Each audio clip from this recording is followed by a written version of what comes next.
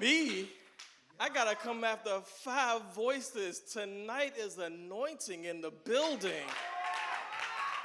I wasn't nervous until I got here.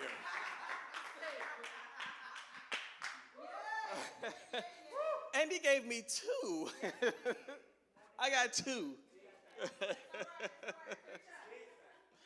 I've got 2. I've got John 19 and 30. When Jesus therefore had received the vinegar. I can't come after you no more. When Jesus therefore had received the vinegar, he said, "It is finished." Then bowed his head and gave up the ghost. Then I also have Luke 23 and 46. I'm going to tell you in just a second. And when Jesus had cried with a loud voice, he said, "Father, into thy hands I commend my spirit." And having said thus, he gave up the ghost. The last 7 sayings have been a great challenge for me this year.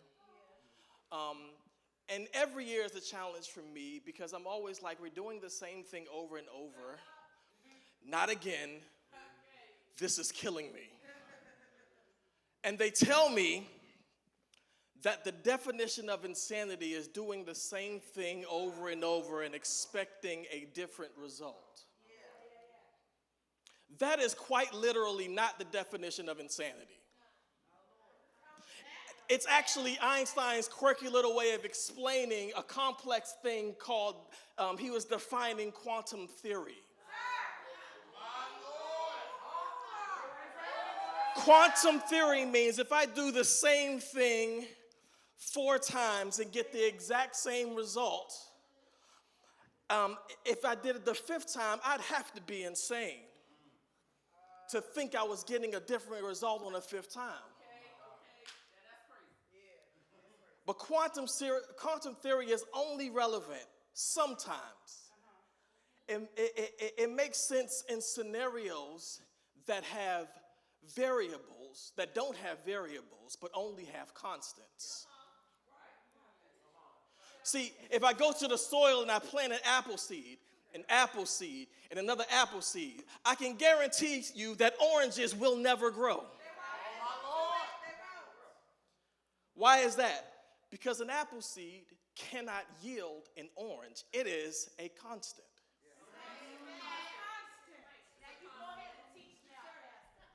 Listen up.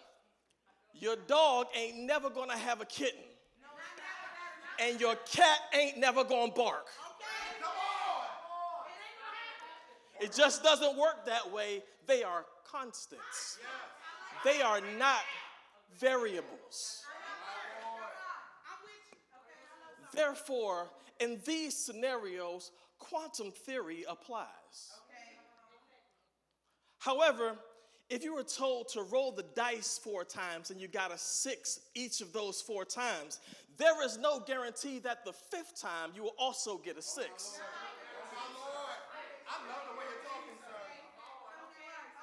Why? Because everything about rolling dice is a variable. The dice themselves are a variable. The energy or the force exerted when rolling a dice is a variable. The wind is a variable. The earth is a variable. Where the dice falls on the table or the floor, those are variables. Therefore, when rolling a dice, quantum theory does not apply. See, in God, there are no variables. He is the same yesterday, today, and forevermore. Therefore, when I come into the house of the Lord, I come for a consistent, I come for a never changing, I come for a dependable God. Therefore, if you are anti-God, then you are literally Einstein's definition of insane, because God is a constant.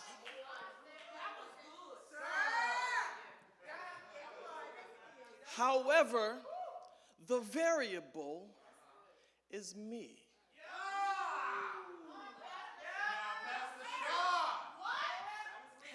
See, I come to church, I expect the same thing. I do him the same thing, expecting the same God to solve a different problem.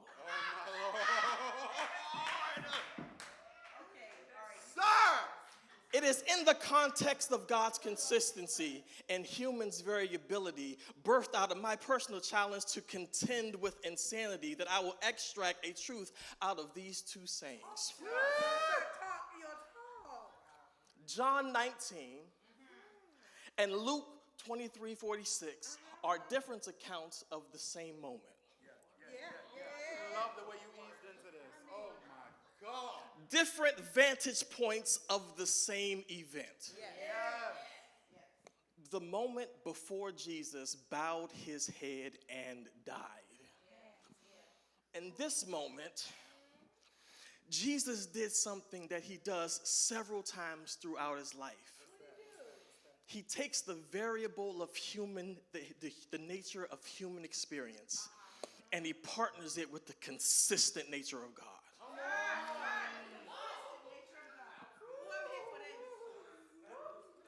Let me give you an example. In the Garden of Gethsemane, Jesus, Jesus says something to God that I have said to God more times than I care to admit. He said, Father, take this bitter cup away from me. Yeah, he said it. He said, I don't want to do this. He said, can I please quit? He said, this is ghetto. I quit this. I quit this. I quit this. That is inherently the variability of the human experience.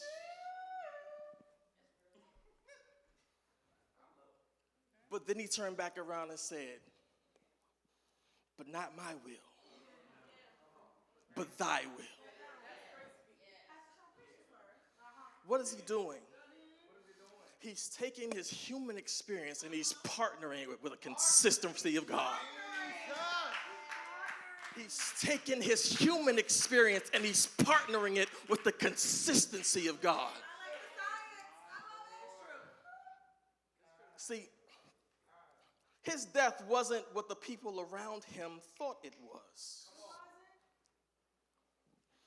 See, sometimes out of our humanity, we think something of a dark place that doesn't actually represent what the dark place actually is. We think something of the dark place that doesn't actually represent what that dark place actually is. See, a seed can't sprout unless it has a relationship with the dirt.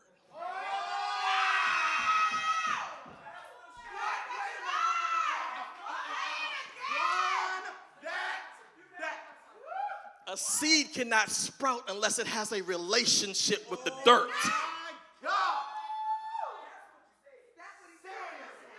A seed cannot sprout unless it has an experience in the dark. A seed cannot sprout unless it has an experience in the dark.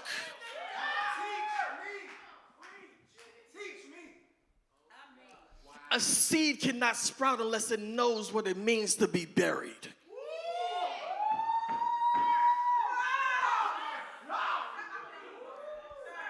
A seed cannot sprout unless it knows what it means to be buried.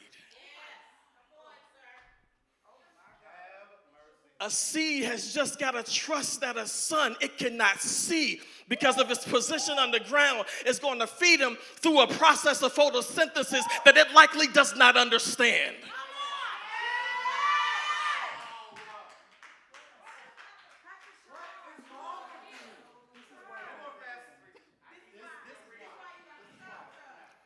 Some of us don't recognize that we're seeds being planted because all we see is dirt.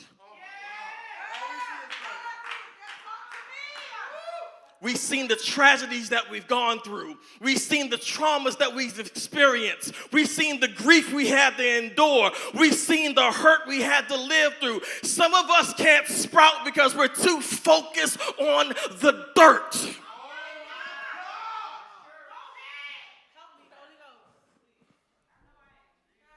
And Jesus gave us the ultimate example of how to live.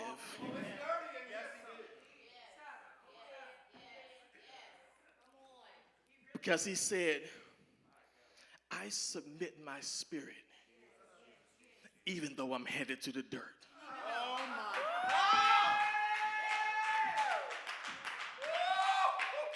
Jesus' posture was, I'm going in the ground, but I'm trusting it's a gardener there to water me. I'm headed to the dirt, but I'm trusting the gardener had the soil prepped and prepared for me. I'm in the darkness, but I'm trusting that the gardener to strengthen me so I can sprout over the surface and see the sun.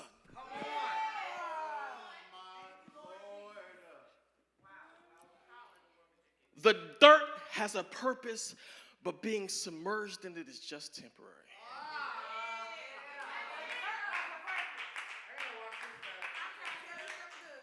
So what Jesus was showing us by his posture in that moment,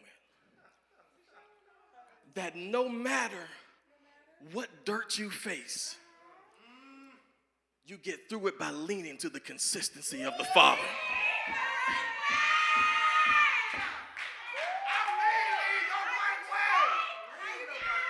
Into thine hands I commit my spirit. When Jesus made that statement in Luke, it showed the same partnership from the Garden of Gethsemane, that even though I'm headed to the dirt, I'm leaning on your consistency.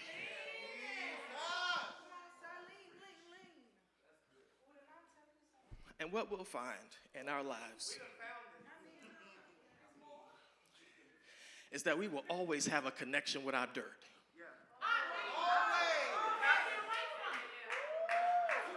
Is that we will always have a connection with our dirt. But instead of feeling trampled by it, we're going to be fed by it. Instead of being suffocated by it, we're going to be freed by it. Instead of being ashamed of it, we're going to be encouraged by it.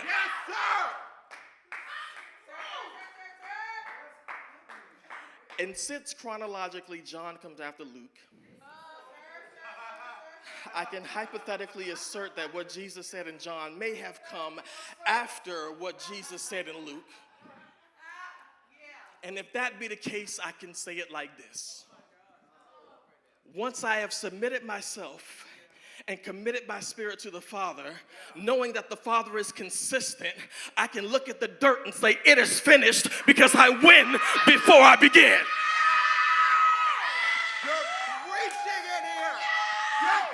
Because I win before I started.